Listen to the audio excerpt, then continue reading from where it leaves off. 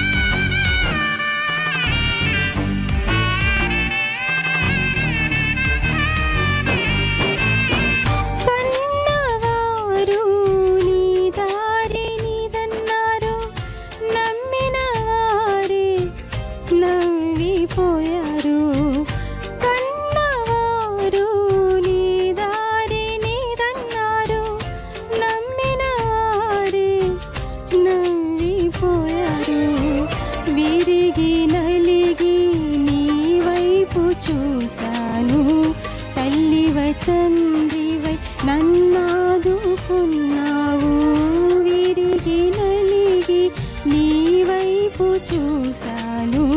తల్లివై తండ్రివై నన్నాదుకున్నావు. యేసయ్యా యేసయ్యా ఏ అడ్డు వద్దయ్యా, నీ ప్రేమకు నాలో సరిహద్దులు లేవయ్యా.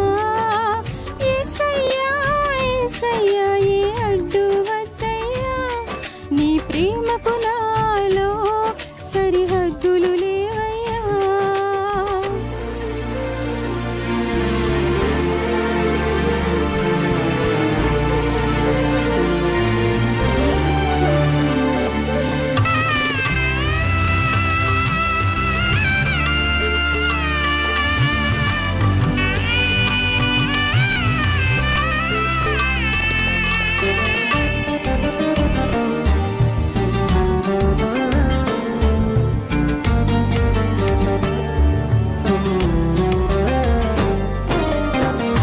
ఎందరెందరిలో నన్నెన్నుకున్నావు, ఎంతగానో ప్రేమించి లాలించావు. ఎందరెందరిలో నన్నెన్నుకున్నావు, ఎంతగానో ప్రేమించి లాలించావు. నా ఊపిరి నా ప్రాణము నీ దయలోనే నా జీవితం. నా ఊపిరి నా ప్రాణము నీ దయలోనే నా జీవితం. యేసయ్యా యేసయ్యా ఏ అడ్డు వద్దయ్యా, నీ ప్రేమకు నాలో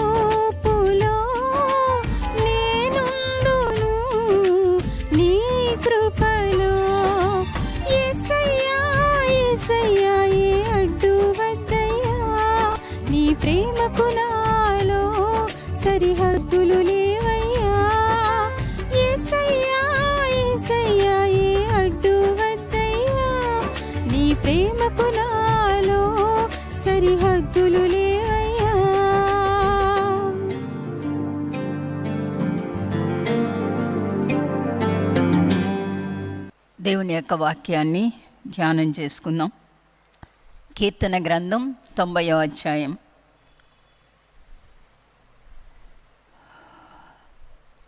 పదకొండు 12 వచనాలు చదువుకుందాం. కీర్తన 90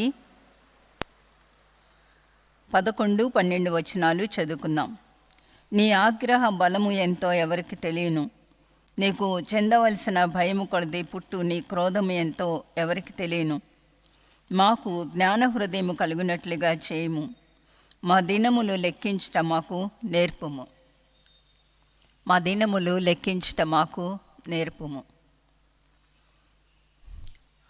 ఒక 10 సంవత్సరాల క్రితం ఉన్నట్లుగా ప్రస్తుతం పరిస్థితులు లేవనే సత్యం మనందరికీ తెలుసు.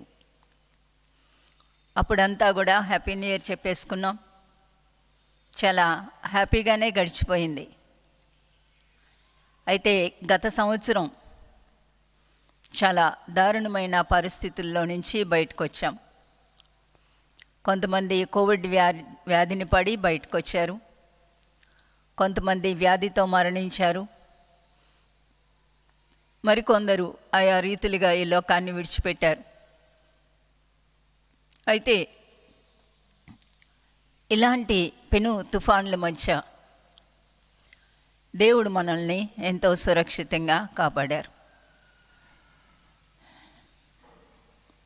ఈ లోకంలో సజీవులంగా ఉండడం సురక్షితం అనుకుంటూ ఉంటాం కదూ. మనం నిత్యత్వంలోకి వెళ్ళినప్పుడు, మన పరమ తండ్రి దగ్గరకు చేరినప్పుడు అది మనకు సురక్షితమైన రాజ్యం. నిత్యం ఆయనతో ఉంటాం. మనల్ని ప్రాణం పెట్టినంతగా ప్రేమించిన యేసు ప్రభు వారిని కన్నులారా చూస్తాం. మహిమ రాజ్యం. అప్పుడప్పుడు నేను ఆలోచిస్తూ ఉంటాను. ప్రకటన గ్రంథం 1వ అధ్యాయంలో యోహాను యేసు ప్రభు వారిని చూచి, ప్రకటన గ్రంథం 1వ అధ్యాయం 17వ వచనంలో, నేను ఆయన్ను చూడగానే చచ్చిన వాని వలె ఆయన పాదముల యొద్ద పడితిని. ఆయన తన కుడి చేతిని నా మీద ఉంచి నాతో ఇట్ల నేను, భయపడకుము. శిష్యుడైన యోహాను, ప్రియుడైన యోహాను ఈ ప్రకటన గ్రంథాన్ని రాస్తూ ఉన్నాడు. యేసు ప్రభువారు మానవుడిగా ఈ లోకంలో ఉన్నప్పుడు యోహాను ఆయన రొమ్మున ఆనుకున్న వ్యక్తి. యేసు ప్రభువారు అమితంగా ప్రేమించిన వ్యక్తి. కానీ అతడు పరలోకానికి కొనిపోబడి ప్రభువుని చూచినప్పుడు చచ్చిన వానికిలాగా పడిపోయాడు. ఆ మహిమను, ఆ తేజస్సును చూడలేకపోయాడు. ఇలాంటి పరిస్థితి, యోహానే చచ్చిన వాడిలాగా పడిపోతే మనం పరలోకం వెళ్ళినప్పుడు ఎలా ఉంటుందో అనిపిస్తూ ఉంటుంది. ప్రభువారు ఈ లోకంలో ఉన్నప్పుడు పరిస్థితులు చాలా దారుణంగా ఉంటాయని, క్రీస్తు రాకడకు ముందు ఎన్నో జరుగుతాయని ఆయన అన్నీ కూడా చెప్పే వెళ్ళారు.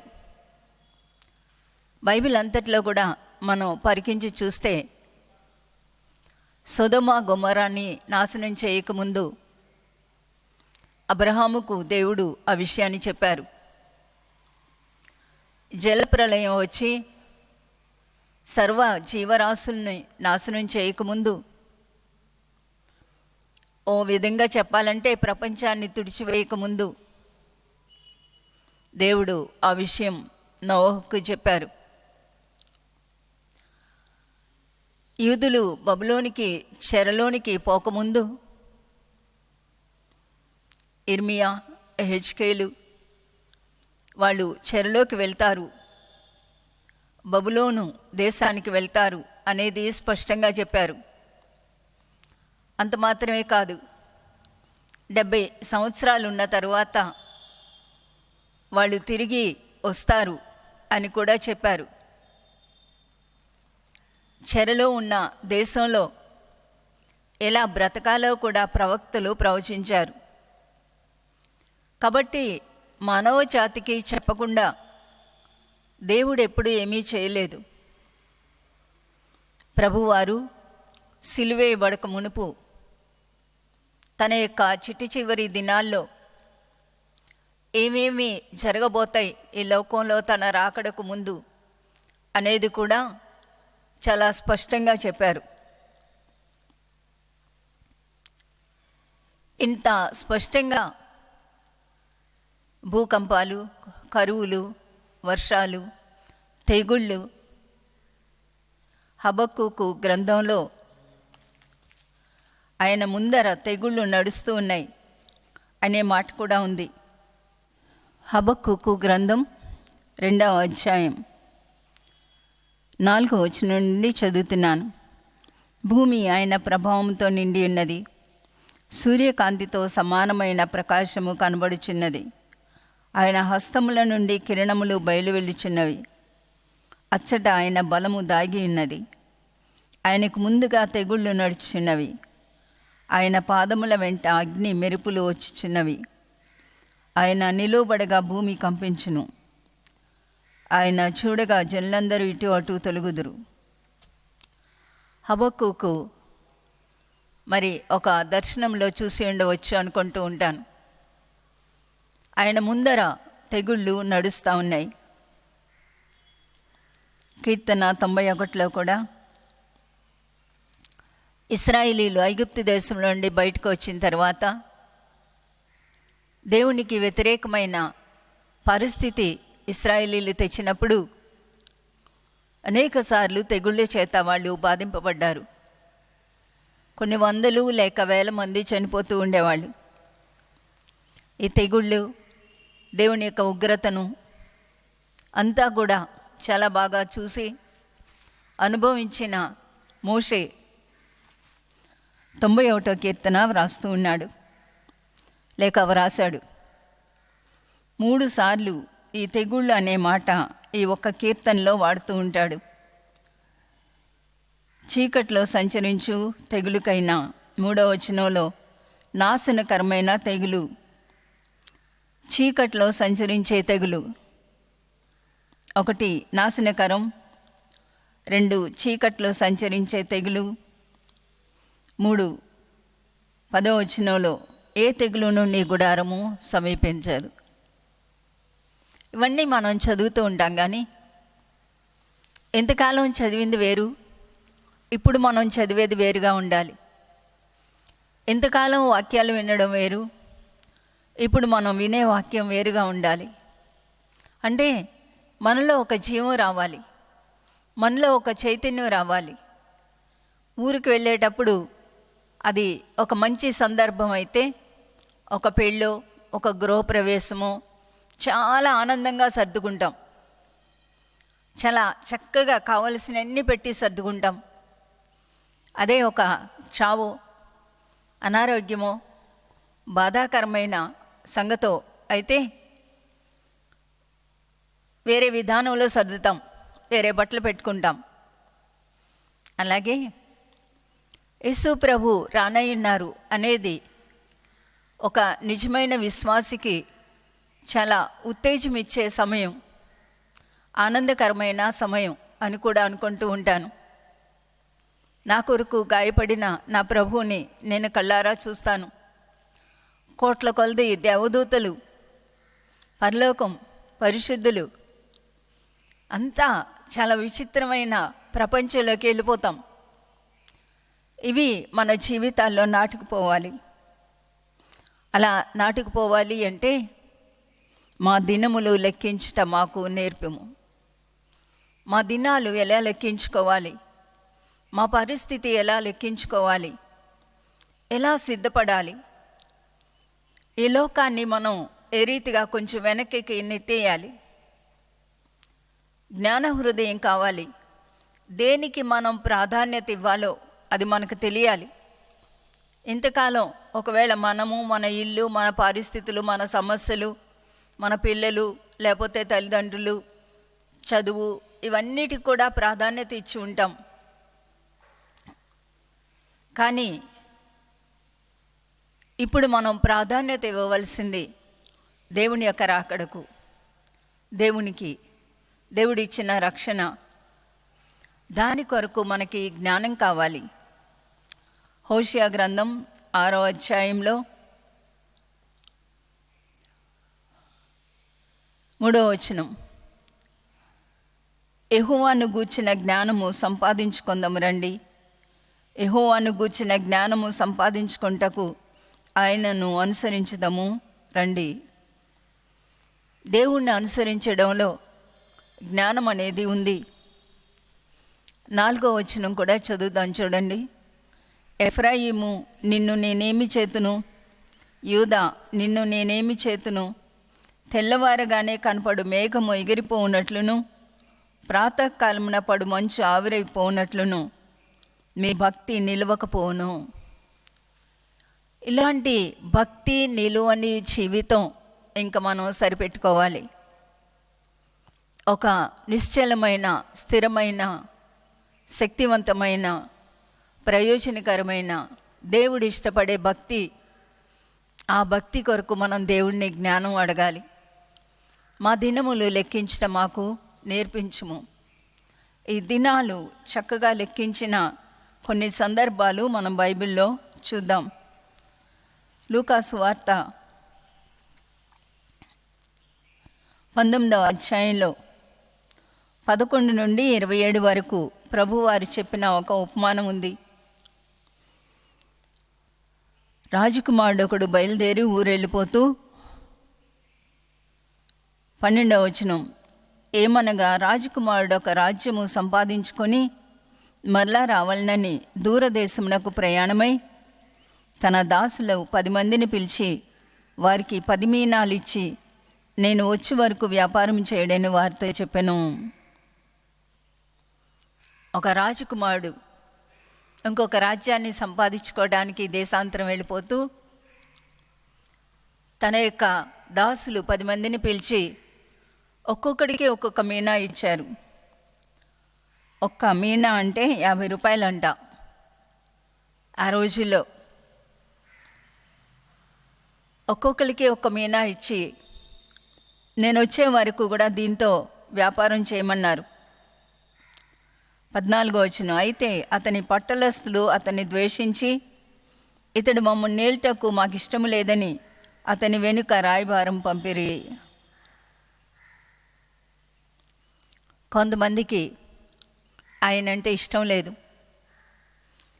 అందుకని నువ్వు మమ్మల్ని ఏలడం మాకు ఇష్టం లేదు అంటూ రాయబారం పంపించారు. ఈ రోజుల్లో కూడా క్రైస్తవులకు, క్రైస్తవేతరులకు ఆయన అధికారం కింద మనం అణిగి ఉండటానికి మనకు ఇష్టం ఉండదు. ప్రతి విషయానికి ఆయన అధికారాన్ని కోరుకోము, ఆయన ఆధిపత్యాన్ని కోరుకోము.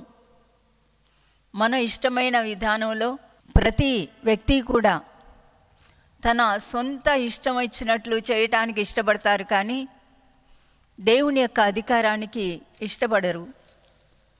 ఆయన అధికారాన్ని కోరుకోరు. అంచేత ఒక మామూలు నమ్మకార్థపు భక్తి చేస్తూ ఉంటారు. ఈ భక్తి ప్రాతకాలపు మంచులాగా ఎగిరిపోతూ ఉంటుంది. ఆదివారం ఒక భక్తి చేస్తాం, బాధలు, సమస్యలు, కష్టాలు వచ్చినప్పుడు ఒక విధమైన భక్తి చేస్తాం. ఏ బాధ లేకపోతే భక్తి కాస్త ఊడిపోతూ ఉంటుంది. అయితే నమ్మకమైన ఈ దాసులు కొంతమంది పనిచేశారు. ఆయన తిరిగి వచ్చినప్పుడు ఏమేమి వ్యాపారాలు చేశారు, ఏమి సంపాదించారు అంటూ ఆ 10 మంది పనివారిని పిలిచారు. వీళ్ళు చాలా సంతోషంగా వచ్చి ఉంటారు కదూ, ఎందుకంటే వాళ్ళు దేవుని కొరకు పనిచేశారు, తన యజమానుల కొరకు పనిచేశారు. మొదటివాడు ఆయన యొద్దకు వచ్చి 16వ వచనం, అయ్యా నీ మీనా వలన 10 మీనాలు లభించనని చెప్పగా, బలా మంచి దాసుడా, నీవు ఈ కొంచెంలో నమ్మకంగా ఉంటేవి కనుక 10 పట్టణముల మీద అధికారం వేయండమని వానితో చెప్పాను. ఎంత ఆనందంగా వచ్చింటాడు ఆ దాసుడు. ఒకటి, యజమానుడు తిరిగి వచ్చాడు అనే సంతోషం. నా యజమానుడు తిరిగి వచ్చాడు. చాలా ధైర్యం, చాలా సంతోషం. తన యజమానిని తృప్తిపరచబడతా ఉన్నాడు. తన యజమాని కొరకు కష్టపడి చేసిన పనికి తన యజమానుడు తను మెచ్చుకుంటాడని తెలుసు. యజమాని యొక్క ఆనందాన్ని వెతికాడు. యజమానికి నమ్మకంగా ఉన్నాడు. యజమాని సంతోషాన్ని కోరాడు. యజమాని ఆయన యొక్క అభివృద్ధిని కోరాడు. ఆ రాజ్యం లేక ఆ పరిస్థితిలో కొంత లాభాన్ని సంపాదించాడు. యజమాని కొరకు మేలుకరంగా జీవించాడు. యజమాన్ని సంతృప్తిపరిచాడు. అయ్యా, 1 మీనా మీరు ఇచ్చారు, 10 మీనాలు. ఆ 1 మీనాతో నేను వ్యాపారం చేశాను, 10 మీనాలు సంపాదించాను. ఎంత ఆనందంగా యజమాని దగ్గరికి వెళ్ళి ఉంటాడు. ఎంత ఆనందంగా ఆ 10 మీనాలు ఇచ్చి ఉంటాడు. యజమాని ముఖంలో సంతోషాన్ని చూశాడు, తృప్తిని చూచాడు. ఒకసారి ఊహించుకోండి, యజమాని, ఆ దాసుడు, ఆ కళ్ళల్లోకి అలా చూసుంటాడు దాసుడు. ఎంత ఆనందిస్తూ ఉన్నాడు యజమాని ఆ దాసుని బట్టి. మన జీవితాల్లో ఇలాంటి దృక్పథం మనకు ఉండాలండి. నన్ను రక్షించిన నా యేసయ్య, ఆయన కొరకు నేను పనిచేయాలి. 3 రకాలుగా ఉంటుంది. ఒకటి, వ్యక్తిగతంగా మనం దేవునికి ఇష్టంగా జీవించడం, యథార్థమైన మనసుతో జీవించడం, ఆయన కోరే భక్తి చేయడం, చక్కని ప్రార్థనా జీవితం, వేదనగా అనేక అంశాలతో ప్రార్థన చేసే మనస్తత్వం, ఆయన భారాన్ని పంచుకోవడం, ఆయన రాజ్యవ్యాప్తిలో పాలు పొందడం, ఇవన్నీ కూడా యజమానికి సంతోషకరం. వ్యక్తిగతంగా దేవుని సంతోషపెట్టడం. 2, కుటుంబ పరంగా దేవుని సంతోషపెట్టడం, పరిశుద్ధంగా పవిత్రంగా జీవించడం, ప్రేమ ఐక్యతతో జీవించడం, కుటుంబ పరంగా దేవుని కొరకు ప్రయాసపడడం, ఆయన రాజ్యం కొరకు ఏం చేద్దాం అనే ఒక తపన. ఆయన మనకిచ్చిన ఈ జీవం ఒక మీనా, మనకిచ్చిన రక్షణ ఆ మీనా కావచ్చు.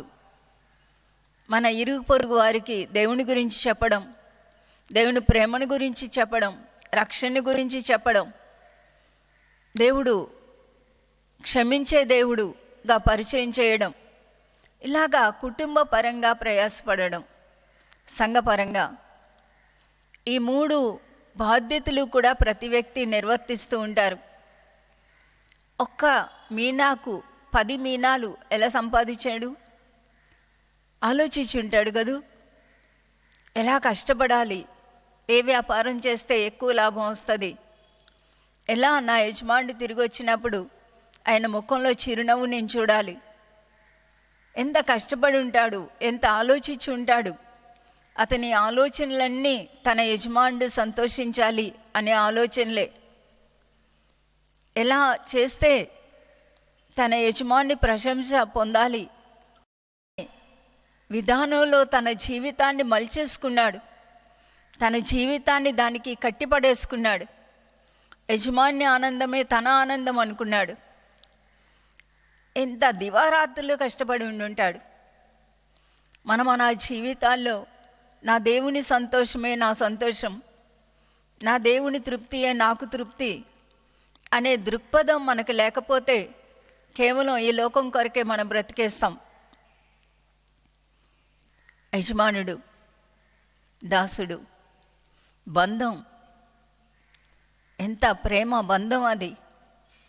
యజమానుడు దాసుని నమ్మాడు, దాసుడు యజమాని నమ్మాడు, యజమాని ప్రేమించాడు, యజమాని కొరకు కష్టపడ్డాడు. మన జీవితాల్లో మన కొరకు ప్రాణం పెట్టిన మన యజమాని కొరకు కష్టపడదాం, సువార్త చెప్దాం, ఇతరులకు యేసుని గురించి పరిచయం చేద్దాం. వాళ్ళు విన్నా వినకపోయినా కన్నీటితో ప్రార్థన చేద్దాం. రెండవ దాసుడు వచ్చాడు. అతను కూడా కష్టపడ్డాడు. అతని స్తోమతను బట్టి కష్టపడ్డాడు. అయ్యా, నువ్వు నాకు 1 మీనా ఇచ్చావు, నేను 5 సంపాదించగలిగాను. ఒకవేళ 10 ఇచ్చిన వాడిని చూస్తూ ఉండొచ్చు. 10 ఇచ్చినవాడు ఆనందంగా 5 తెచ్చిన వాడిని కూడా చూస్తూ ఉండుంటాడు కదూ. వాళ్ళిద్దరి మధ్య కూడా చక్కని ప్రేమ, ఐక్యత ఉంది. దేవుని రాజ్య వ్యాప్తిలో ఒకరికొకరం ప్రోత్సహించుకుంటూ ముందుకు సాగాలి. రెండవ వాడు కూడా 5 తెచ్చాడు. అప్పుడు, అయ్యా, నీ మీనా వలన 5 మీనాలు లభించిననగా అతడు, నీవు 5 పట్టణముల మీద ఉండుమని అతనితో చెప్పాను.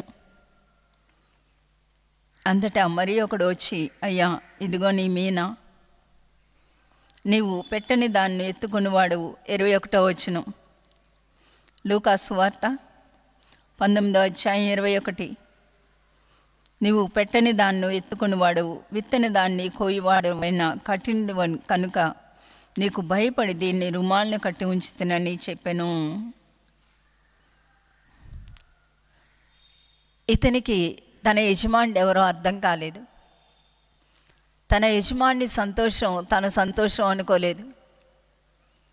తన యజమానుడు తన కొలువులోకి అతన్ని చేర్చుకున్నందుకు యజమానికి నమ్మకంగా ఉండాలి అన్న మనసే ఇతనికి లేదు.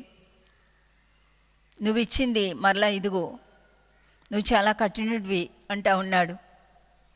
చాలామంది క్రైస్తవులనే పేరు పెట్టుకుంటారు. ఇంకొంతమంది రక్షించబడ్డామంటారు, కానీ దేవుని కొరకు ఏమీ చేయరు. ఎంతసేపు వాళ్ళు వాళ్ళ స్వార్థం, దాంతోనే బ్రతుకుతూ ఉంటారు. దేవుని శిక్ష మనిషి మీదకి వస్తుందండి. దేవుని యొక్క ఆనందాన్ని వెతికే వారంగా మనం ఉండాలి అని కోరుతా ఉన్నాను. మన యజమానుడు వస్తాడు. ఇదివరకు అనుకున్నట్టు కాదు, చాలా త్వరలో మనం అనుకొనని గడియలో ఆయన వస్తారు. మత్తయి సువార్త 24వ అధ్యాయంలో 44వ వచనం. మత్తయి సువార్త 24:44. మీరు అనుకొనని గడియలో మనిషి కుమారుడు వచ్చిన గనుకయే మీరును సిద్ధముగా ఉండుడి. యజమానుడు తన ఇంటి వారికి తగిన వేళ అన్నం పెట్టుటకు వారిపైన ఉంచిన నమ్మకమైన వాడును బుద్ధిమంతుడైన దాసుడెవడు? యజమానుడు వచ్చినప్పుడు ఏ దాసుడు ఇలాగు చేయుచుండుట అతడు కనుగొనునో ఆ దాసుడు ధన్యుడు. మన యజమాని, మన రక్షకుడు మేఘారూఢుడై రానయ్యున్నారు. చాలా వదంతులు మనం వింటూ ఉంటాం, ఏవేవో వ్యాఖ్యానాలు వింటూ ఉంటాం. దేన్ని చూసి గాబరా పడకండి, దేన్ని విని కంగారు పడకండి. నెమ్మదిగా, నిశ్శబ్దంగా, మంచిగా దేవుని కొరకు దేవుని పని చేస్తూ ఉండండి. సేవకులు మాత్రమే కాదు, ప్రతి విశ్వాసి సువార్త వ్యాపకంలో పాలు పొందాలి. మీ ప్రక్కింటి వారికి, ఒకవేళ మీ కొలీగ్స్కి, మీ టీచర్స్కి, లేకపోతే మీకు తెలిసిన వాళ్ళకి, నువ్వు ఒక హాస్పిటల్లో పనిచేస్తే అక్కడ ఉన్న వాళ్ళకి, ఒక బ్యాంకులో పనిచేస్తే అక్కడున్న వాళ్ళకి, ఒక ఇంట్లో పనిచేస్తే ఆ ఇంటి వారికి, నీకెక్కడ వీలో అక్కడ, నీకు ఎలా వీలో అక్కడ, నీ స్నేహితులకి, ఇరుగు పొరుగు వారికి యేసు ప్రభు రాకడ గురించి చెప్పండి. మనం ఒక్క మాట చెప్తే మిగతా పని ఆయనే చేసుకుంటారు. చెప్పడం మన వంతు, ప్రార్థించడం మన వంతు. ఏ దాసుడు మెలకుగా ఉంటాడో, బుద్ధిమంతుడైన దాసుడు, నమ్మకమైన దాసుడు, ఏ దాసుడు పని చేస్తూ ఉంటాడో, తన ఇంటి వారికి తగిన వేళ అన్నం పెట్టుటకు వారిపైన ఉంచిన దాసుడు. ఈ భూలోకానికి ఆత్మీయమైన ఆహారం లేక జీవాహారం నేనే అని చెప్పిన యేసు ప్రభువుకి నమ్మకంగా ఉంటూ ఆ జీవాహారాన్ని ఇతరులకు పరిచయం చేయడం మన వంతు. ఈ నూతన సంవత్సరంలో అటువంటి జ్ఞానంతో మన దినాలు లెక్కించడం మనం నేర్చుకోవాలి. కాబట్టి ఈ సంవత్సరం అంతా మనం ఏం చేయబోతా ఉన్నాం,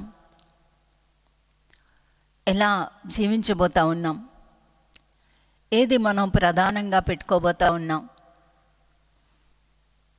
దేనికి మనం ప్రథమ స్థానం ఇస్తాం. గత సంవత్సరాల్లో జీవించినట్లే జీవించడానికి భవిష్యత్తు మనకి ఏం జరగబోతుందో మనకు తెలియదు, ఎలా ఉంటుందో మనకి తెలియదు. ఇప్పటికే ఈ కోవిడ్ సెకండ్ వేవ్ దాదాపు ఒక 30 దేశాలకు వ్యాపించింది అని చెప్తా ఉన్నారు. భారతదేశంలో కూడా కొంతవరకు వచ్చింది. ఒకవైపు వ్యాక్సిన్ వచ్చేసింది అంటూ ఉన్నారు. ఈ వ్యాక్సిన్ కూడా ఒక మనిషిని ఎంతకాలం ప్రొటెక్ట్ చేస్తుందో తెలియదు. ఇవన్నీ ప్రక్కన పెట్టి దేవుని కృపలో మనం భద్రంగా ఉందాం. ఆయన మన మంచి కాపరి. 23వ కీర్తన, 91వ కీర్తన ఎక్కువ చదువుకోండి. నాకైతే ఇష్టం. మీకు వేరే కీర్తనలు ఏమన్నా ఉంటే అవి చదువుకోండి. ఆయన మన మంచి కాపరి. ఆయన మనకు జీవజలం ఇస్తారు, అది సమృద్ధిగా ఇస్తారు. ఆయనే మన జీవితానికి జీవాహారం. ఆయన రాకడలో